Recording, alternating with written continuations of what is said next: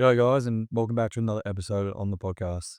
Um, so today for this Let Me Chat episode, we get quite brief, quite short, because in this recent month, there's only like really one or two, or maybe even three things that have really kind of sprung up and that I want to talk about.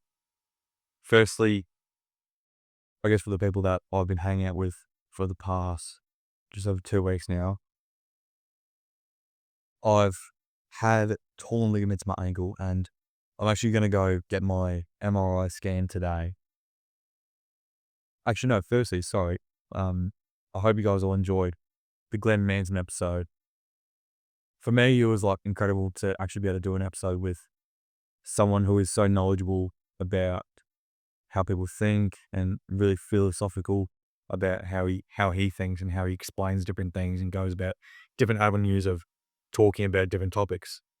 And I just thought it was really great for me both to experience it and you guys to be able to join myself and Glenn in just a nice conversation.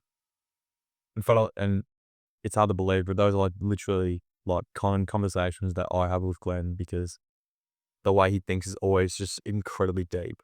And I love it. I love people that have the balls to kind of think that kind of way. But yeah, I've recently just like torn ligaments in my ankle. It was just in training. I was going for a spoil, stepped on someone's foot and then rolled my ankle. And because my leg was extended to jump, it just rolled it even further. It's nothing too big. Like I've had worse injuries before. Like honestly, just having this ankle has just made everything a lot harder to do. Like the day after, I don't think I'd ever had so much like difficulty and discomfort making breakfast. Like hopping over to get eggs and get your toast and making them without putting any weight on my ankle. Like it's just literally everything. Having a shower was the hardest thing. Couldn't have any baths because of my tattoo. I was still pretty fresh. Like maybe really fresh, but like for a tattoo, you're not meant to have a bath even like after 3 weeks. So I was still like in my third or fourth week, something like that. And I just didn't want to have a bath because I didn't want to risk ruining my tattoo. And like there was just so many little things that made having this sore ankle, I guess, so difficult to deal with. And it made me like realize how much I need my body and how much I need to move in order for me to like not go nuts. Like this past 2 weeks before I was able to finally go to the gym and do some sort of exercise without any sort of annoyance or I guess burden on anyone else and myself for carrying crutches around everywhere. It was just so fucking boring. I just had to like just sit, like hop around my house and just do nothing. Like I went to uni a couple times and I'd take public transport there once or twice out of the 2 weeks. And that was just a pain in the ass. Oh, but I didn't realize how much I need to walk my dog. Like I didn't realize walking my dog to like once to 3 times per day is so important for me mentally. And like a lot of people who get like get injured or have these kind of issues, you really get people that understand like this is not me saying I don't appreciate it, like people checking up on me, but you just have so many fucking conversations like, oh, how'd you do it? How you going? Like, how's the ankle? Like, mate, like I appreciate people checking in, but like my assistant coach Tony, and my coach Pete and most of my close mates at footy, they handle it pretty well. Like every time I'm at training or we see each other, it's not always like, how's the ankle going? How's the ankle going? How's the ankle going? Is it feeling better? Can you walk? Like, what can you do now? They just like ask me if I need help. Like my assistant coach Tony, he just came to me and said, "Look, mate, I don't want to bug you, but if you need help, like getting a proper physio and have an idea of like how long you have left, like let me know because I've got like contacts." I don't know, it's just little stuff like that. But then again, like it's not me oversaying. Like I'm just overthinking and stressing about this whole thing, purely because I've just really started to enjoy footy again. Like this injury's come at a really annoying time for me because like, and that's the thing with all injuries, like injuries never come at a good time. But there isn't like a worse time for me in like my footy career, like the time I've been playing, for me to be getting injured now. Like this sits below when I fractured the same ankle in year 7. Um like now, like I was playing as hard as I possibly could, and it wasn't out of purpose to like try and play AFL. It was more like a friendship. Like I want to play as hard as I can to see me and my mates win games, because that's like so. Every game we won, it's been so enjoyable and so much fun. Like we win a game and then we go out that night and we have so much fun, just be up and about until our time. And like I was starting to really get my confidence back playing, because I've suffered with like I've just had battle with confidence through footy for many years. I'll get into that, but um like I used to have the confidence that I had when I was 13, 14 years old. When I was, I was actually like with like in my A trip, I was a very good footy player. That's not me trying to be arrogant. That's not me like trying to boost myself up, because I know I'm not that good. I know I'm like an all right footy player. But like I was like one of those kids who hit puberty really, really early. But yeah, like I was really starting to love playing footy again. Like I had the same kind of feelings going into games this season that I did when I was 13, 14 years old. Playing for Ball and Tigers. Like that was where I loved, like that was probably my peak of loving footy, and I think I'm now gonna go beyond that, which is like, it's good to think about, but obviously it's not something that you can control. Um, and like I don't tell people this, but like they both think, oh, what, you haven't enjoyed playing footy for that long? Like, why have I not enjoyed playing footy for so many years? And purely, I think it just comes down to me just having lack of confidence and also performance anxiety. And like these two things, I know for a fact it is so common in all sports, especially like team sports. And so like, backstory, I only really started to get footy. Sorry, I only really started to get like good at footy when I was like around 13, or like back end of like my under 12s, and then going into under 13s. And it is literally purely because I hit puberty way earlier than everyone else. Like year 6, I probably, like on the bell curve, I started to get that real high increase in everything. And it was just like lightning. Like I grew from like 5'3" to 5'8" in like a year and a half or 2 years. And 5'8" in year 7, like that's decently tall. And I'm still the same height, 5'9" actually. But um, yeah, I just started to go like, because you're young, um, like when you're 13, 14, you don't usually get sore too easily. So I was literally going to the park every single day. I was running every single day, and I asked my mum for a gym set. I think it was end of year 7 or start of year 8. We got given a gym set for Christmas, and so I started like lifting a little bit of weights, but most of the stuff I did wasn't really like, I was a bench press warrior because we didn't have a squat rack, so I would have to clean the bar over my head and put it onto my shoulders. So I was actually doing 5 sets of like 30 reps with 40 kilos because I couldn't lift anything else over my head. So I was like benching 80 kilos when I was 13, 14 years old, which is ridiculous considering I was like 64, 65 kilos.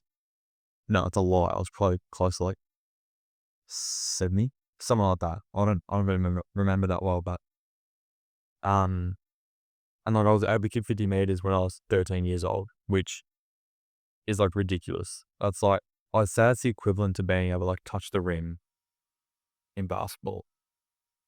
And because I was just purely stronger and bigger than basically all the kids that I knew, except for my ruckman Ben Ford, he was also a fucking unit. He was way bigger than me. And I was just like seen as like a much bigger player, so I'd just stand out. Didn't wear white boots or anything, wore black boots most of my time.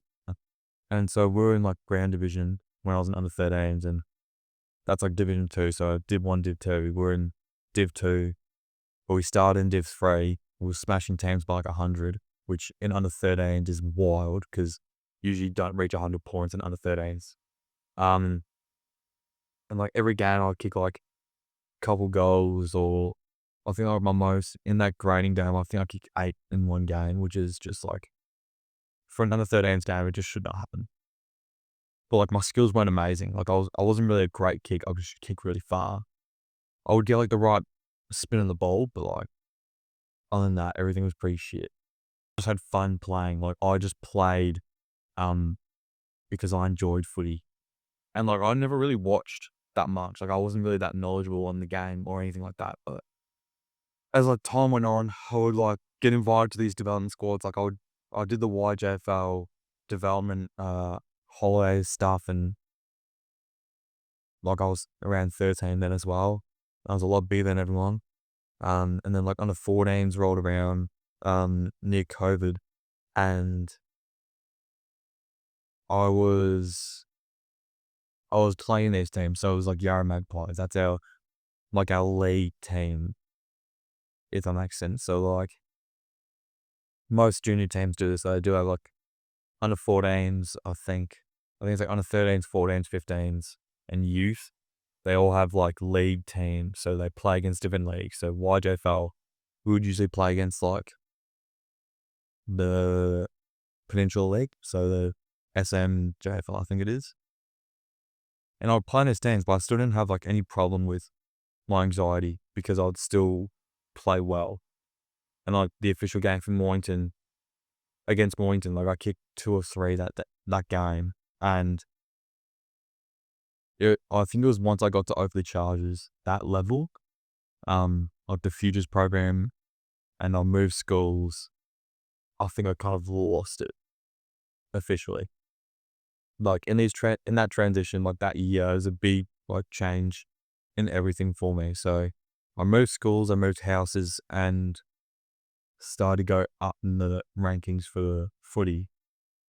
When I moved schools, I got offered a sports scholarship because I like my footy, and it's called General Excellence, but really it just means like sports scholarship. And I was only one or two people. It was me and my mate Grossi, who is playing AFL right now. So like the differentiation between, you know, who they're handing it out to is quite different. But and then from that, like I was already shortlisted onto Oakley Chargers. So that means like from the 100 or 120 people that they have on their list for the, I guess like the main big group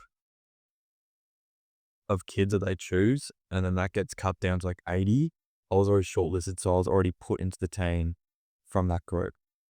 So I wasn't like, there's no like questions about me if I was already into the team, I think, into the first preseason training squad. And then as well, because of my sports scholarship or general excellence, they put me straight into the first side. So that's like the best school team from year 10 to 12, like the best players that you put in that team. And so I've basically considered in the best 18, but I don't think I was even close in year 10, purely because of my performance anxiety and my my lack of confidence. I think everything just happened so quickly for me that it felt like it was like a little bit of imposter syndrome. Like I was kind of thinking, do I really deserve to be here? Like, is this all meant for me? Like all those kind of thoughts running through your head. And so it was around when I was 15 that I really stopped liking footy. And I think it honestly got to the point where I nearly hated it. It got to the point where my mum and dad saw me playing, and they told me I needed to see a sports psychologist. Like, my mum suggested it to me, and my dad agreed because, like, he usually wouldn't think of anything, like, he wouldn't think of me to do that, but, um, they saw that I needed it badly, and so I saw a sports psychologist who worked with, like, St Kilda at the sports psychology place. She worked near Albert Park, and so I went there once, only once, because I was too scared to go again, and I learned so much from it, and I may excuse myself thinking that I learned enough from that where I don't need to go again, but I definitely needed to. And, yeah, I literally almost hate going out on the field to play footy because I was scared that people were gonna say how undeserving I was of everything that I had, and that it should go on to someone else, and I was also scared of failing, and I just became overwhelmed by all those thoughts. So whenever I make one mistake or, um, like one fumble or one missed kick, I would literally just my head will go straight down, and I just start like walking. And I did a couple times just ask my coach, just take me off. Like, I'm not gonna be able to do anything. And I'll just go into the change rooms and just fucking sit there for like 5, 10 minutes thinking, what am I doing? And that lasted probably till, even in year 12, it was pretty average. Like, the only times it didn't really affect me was when I was playing well. But when I was like 15, 16, even 17, even when I was playing well, I would always just think about how well I played when I was 13 and think, fuck, even compared to that, like what? You can't even think you had a good game. It was only really year 12 where I kind of just, I had a conversation with myself and just, I said, oh, look, you have to just adopt the mindset that this is your last year of playing school footy, and it does not fucking matter what you do. Just play as hard as you possibly can and enjoy it. Don't take it so seriously. Um, and like I had a few good games that year. Like I had one really good game against Martin where it was mainly because like I was playing with and against all my mates, and I like loved the banter of it. I loved getting around everyone. I loved getting into people from the other team against on Marston. Um, and that was like my best game by far. And like, I kicked 2 goals, but we still lost. But I still like we still talk, like all my mates talk about that game still, not because of me, because of like how fun that game was and how close it was. But yeah, like even like year 12, it was still pretty bad. My performance anxiety because it was mostly because of the hierarchy system. Like players are getting dropped, basically every week, and I just kept thinking, oh, is it gonna be me? Is it gonna be me? Like I have one shit game, despite me being vice captain. You still have these thoughts. Um, and that's why like I really enjoyed this year of footy because playing under 19s, there's not really any pressure at Trinity to be the fucking next best player. And there's no like comparison to people my age, I guess. There's no hierarchy system where people are getting dropped all the time. And I kind of just like realize, look, like whatever happened in the past, you keep that there. And like there's no pressure at all. Like you literally have nothing to lose. No one's comparing you to when you were 13, 14. And I'll just kind of like come to that fact. So I just joke about it now because that's my way of accepting it, I guess. And this is literally everything that's going to happen in this episode. It's just about performance anxiety, really. But um,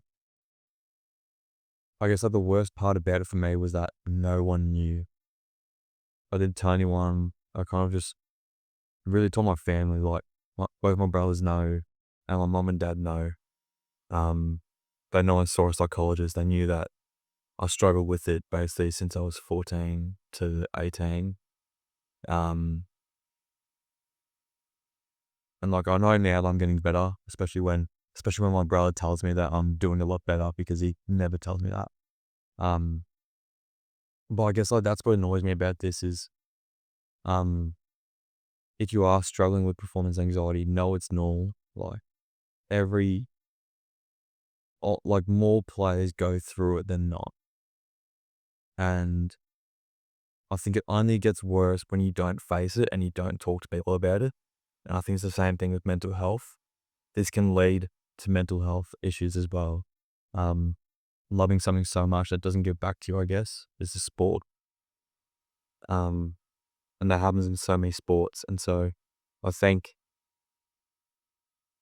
if you or you see your mate um, having some sort of symptoms of performance anxiety, like just reach out to them, like call them, like fuck texting them, like ask them to catch up and ask them how and why they were like that. Like try to understand. And if you can't understand, then just be there to listen. Um, but yeah, that's really all I have to talk about. Um, I have to go get my MRI now, so I need to head off. But thank you guys for tuning into this episode. Hope you all enjoyed this episode. And yeah, we'll see you later in the week for episode 41.